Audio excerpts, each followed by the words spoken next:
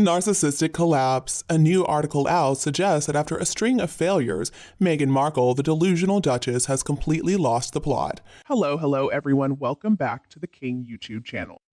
You know, folks, sometimes I do wish that I had the unwavering self-confidence that Meghan Markle, the Duchess of Hypocrisy, seems to possess. Doesn't seem to matter how many times she tries something only to fall flat on her face. She is going to get right back up and get her name in the headlines once again. But even though Meghan tries to put on a brave face and convince all of us that she's doing great, we're less than convinced.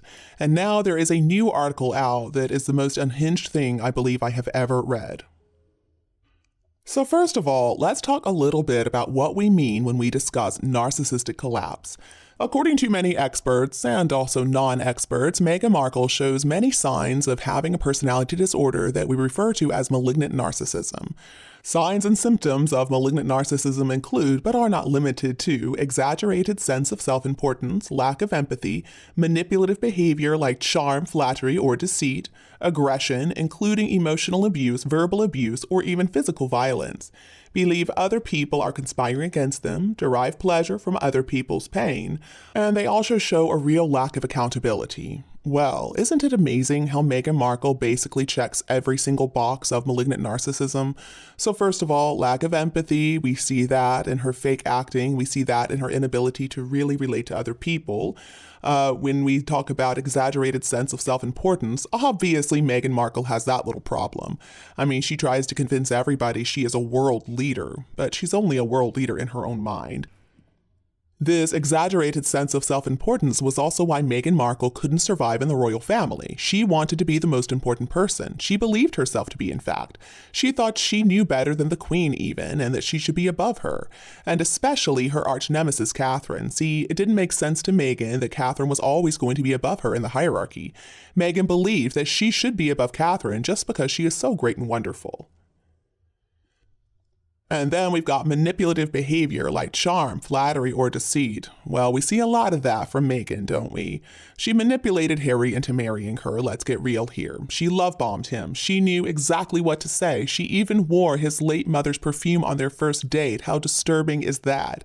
She charmed him. She batted her eyelashes at him, let him know that she was willing to do things to him in bed that his other girlfriends had never been willing to explore. And she also understood how to lie. She knew when to lie. She knew what to lie about, things from her past, to convince Harry she was someone she wasn't. We have many examples of aggression from Meghan as well. Think about all the bullying that she did to their poor staff when she was a working royal. Think about the time in Australia when she lost her temper and threw hot tea on somebody. Meghan Markle has a very scary temper, that much has been documented. When she gets angry, people want to stay away because she is going to lash out. She would bring staff to tears with torrents of verbal abuse when she was a working royal. Meghan Markle is a nasty individual when she gets angry. And as far as deriving pleasure from other people's pain, well, yeah, she certainly checks that box as well. This one I believe she tries to hide, but she doesn't do a very good job of it. Think about the last time we saw her out and about when she was papped in the parking lot wearing that ratty green baseball cap and the bracelet that Charles had given her. Many people are speculating that was a middle finger directed straight at Charles. She was wearing his bracelet to let him know that she was thinking about him. She was enjoying the pain that he was feeling thanks to Scooby-Doo's new book. So the problem with a narcissist, though, a malignant narcissist especially, is that they have this grandiose sense of self, but at the same time, it is not a stable sense of self. They need their fuel to keep going. They crave recognition from other people, and that's why Meghan is always so obsessed with getting her name in the media. If a day goes by when her name is not in the headline, she starts to doubt her own importance, and she can't have that. That turns her world upside down, essentially, and that is going to lead to what we call narcissistic collapse. According to verywellmind.com, narcissistic collapse happens when a person with narcissistic personality disorder becomes unable to uphold their grandiose, confident image due to a perceived fatal blow to their reputation. And that's exactly what we're seeing right now after Endgame came out. You see, Meghan was convinced that Endgame was going to be it. It was going to be the book that finally turned everything around for her, that finally made all of us hate the royal family, especially Catherine, and all of a sudden take Meghan's side. Well, of course, we're seeing that's not what's happening at all. In fact, the opposite is happening. People are only supporting the royal family more and more thanks to those hateful allegations in Endgame. And that is something Meghan Markle cannot handle. And that's why now we've got this completely insane article in Closer with the headline, Meghan taunts royals with new Hollywood role. The Duchess of Sussex is establishing herself as a serious player in Hollywood, leaving her royal association squarely in her wake. At this point, Meghan is not even trying to hide what she's attempting. I mean, just the headline is more than enough to tell us that Meghan has lost her mind. This is not an article that is written by a sane person, and I don't know who even supposedly wrote it, but clearly this is written by Meghan herself. A desperate, last-ditch effort to change the narrative, but it's too late. Even though Meghan has been signed with WME for months now and nothing has happened, she is still trying to push this narrative that she's on the brink of some big acting or producing move. I mean, why are we supposed to believe this? What evidence is there to support this idea? There's none. We've seen Meghan walk a single red carpet lately, okay, woohoo. And then she got shoved along at one point too because she wasn't even invited. They didn't care about her. According to this article, though, Meghan was the star of the show. She was the most important person there. So, of course, the event the article is talking about is that Power of Women Gala in LA that Meghan went to a couple of weeks ago. Now, at the gala, there were a few famous faces there. Meghan Markle, though, was not one of them. I mean, she is infamous, but that's not the same thing as actual fame. There were real Hollywood A-listers there, though, like Margot Robbie, and Meghan Markle only got to go because she was somebody's plus one. She actually was not invited to the event. While at the event, she was asked about what she and Harry were going to do in the future, and her answer was, "We have so many exciting things on the slate. I can't wait until we can announce them. We are just really proud of what we're creating, and my husband is loving it too." Notice how she refers to Harry as my husband. At this point, she can't even be bothered to use his name. I guess my husband is better than this one, which is how she referred to Harry when they were in New York, supposedly promoting World Mental Health Day. Most narcissists follow the same pattern in their romantic relationships. They start out with love bombing, where they convince their significant other that they're the only one for them, they're the only one who understands them. They become their world. And then, once they have them completely under control, that's when the devaluation phase begins. And with Harry, it looks like it has already started. So these days, Harry probably feels like he can't do anything right. Meghan is doing everything she can to tear him down. But if she feels like she's taken things too far and he's starting to slip away, well, then she'll resume the love bombing to get him back on her side. And it becomes this vicious cycle that the victim has a very difficult time escaping from. So in the relationship between Harry and Meghan, that explains why now she won't even use his name. He's going to be referred to as her husband or this one because Harry himself is so unimportant in her life. He's only important in relation to her and what he can give her, and her language reflects that. It doesn't matter how much she tries to hide that or tries to pretend like she really loves him, she can't. The narc mask is always going to slip. Now, this article does acknowledge that Meghan and Harry have had some setbacks in Hollywood, to put it mildly. Quote, Meghan's reinvention as a Hollywood producer comes after her and Harry's standing in A-list circles has reportedly dwindled over recent months, thanks to the big players in Tinseltown allegedly keeping their distance, due to the controversy of the tell-all Netflix documentary series Harry and Meghan, as well as Harry's bombshell memoir Spare, damaging relationships with Prince William and Kate Middleton. While she is delusional, I guess she's not so delusional that she's going to try to deny that people in Hollywood are keeping them at arm's length. That much is obvious, even to somebody like Meghan Markle. However, she is not going to attribute it to the real cause, that she and Harry are an odious pair. Instead, she's going to blame the rest of the family. She's going to blame William and Catherine. Oh, it's so unfair. People always take their side. People don't want to take the time to get to know us because they're already supporting William and Catherine. According to an insider, though, the Power of Women Gala really shows that things are turning around for Meghan. Quote, Meghan was totally in her element at this event. She got the full-on A-list treatment and was seated at the best table in the place alongside Oprah.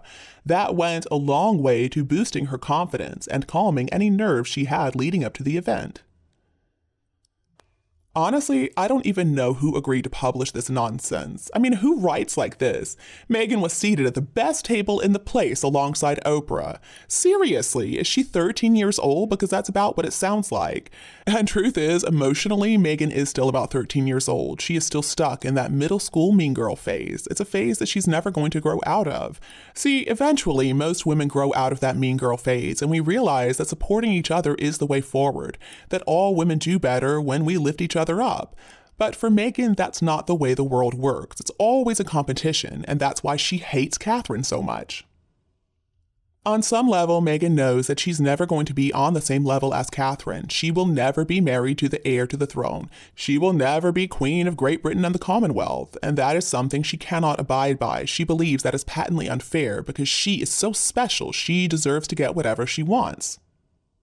And since the hierarchy in the royal family is one thing she cannot change, she's just going to try to change public opinion.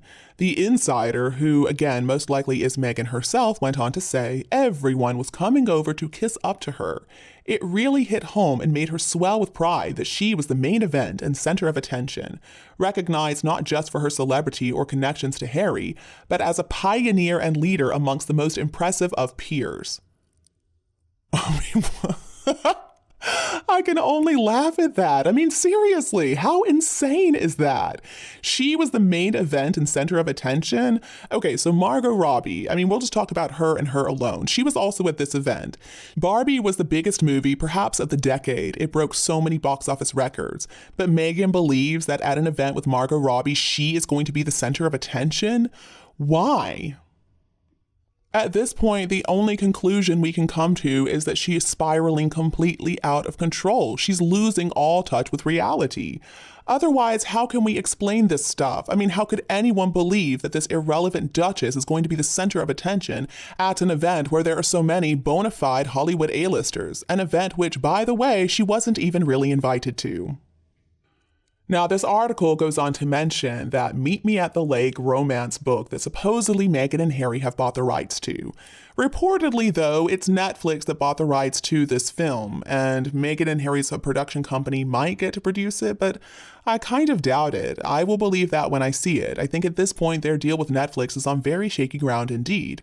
Netflix is not interested in working with a couple of lazy grifters like those two. That much is clear. They have tried their best to work with them, but 2 out of their 3 projects have been absolute failures. And at this point in time, Meghan and Harry's lack of creativity and complete lack of talent is posing a real problem for Netflix. As far as Meghan being a Hollywood producer, I mean, dream on. What is she talking about? Being a producer takes quite a lot of work. Work is something Meghan Markle isn't a big fan of, remember? She just likes everything to be easy. She believes that just being herself is more than enough. She shouldn't have to actually put any real effort into anything she does.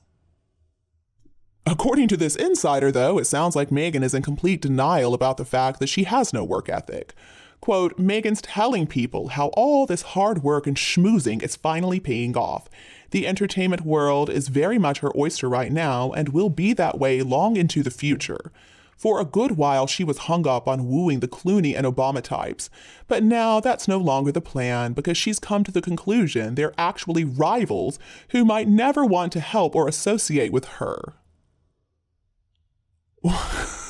I mean, okay, that's rich. She believes herself to be rivals with people like the Clooneys and the Obamas. I mean, come on now. That is not the reason they don't want to associate with you, honey. They don't want to associate with you because you're an uncouth, obnoxious, toxic grifter. It's not because they view you as competition in any way, shape, or form. I mean, competition in what arena exactly? And then, my favorite paragraph from this insider. Make no mistake, Meghan's ego and self-belief is higher now than it's ever been. She's going to enjoy this 2024 rollout and longs for the day William, Kate, and others are crawling on their hands and knees asking her for favors. Well, folks, in my opinion, that right there is proof positive that Meghan Markle has completely lost her mind. I mean, what is she talking about? William and Catherine and the rest of the royal family are going to be crawling on their hands and knees asking her for favors? What kind of favors exactly could she do for them? The royal family is doing just fine without the two of them, and that's something that burns Meghan up. She can't stand it that, in fact, their lives improved after she and Harry left. Let's be real about what Megxit was all about. Megxit was all about Meghan and Harry trying to make the royals sorry for not treating them better, for not lifting them up and putting them on a platform that they thought they deserved to be on. They thought they should be elevated because they were the most popular royals. They should be above William and Catherine. They should get to pick and choose what kind of engagements they wanted to do. Well, that was never going to work. I mean, the royal family has protocol. The royal family is steeped in tradition. Meghan wanted to upend all of that, and they told her no. And that's why she convinced Harry they had to run away, and then the royals would be sorry. As it becomes more and more difficult for Meghan to deny the fact that she has failed in America, we're going to continue to see more of these puff pieces out, I predict, and they're probably going to get more and more deranged as time goes on. And you know, as always, I will be here to share the insanity with you. And you, what do you think about this narcissistic nonsense? Let me know your opinion below in the comments section. If you enjoyed my video today, don't hesitate to like and share it with anybody else who would appreciate it too. And don't be afraid to click the subscribe button to get more updates in the future. Thank you so much for tuning in, have a lovely weekend, and we'll be back to see you all tomorrow.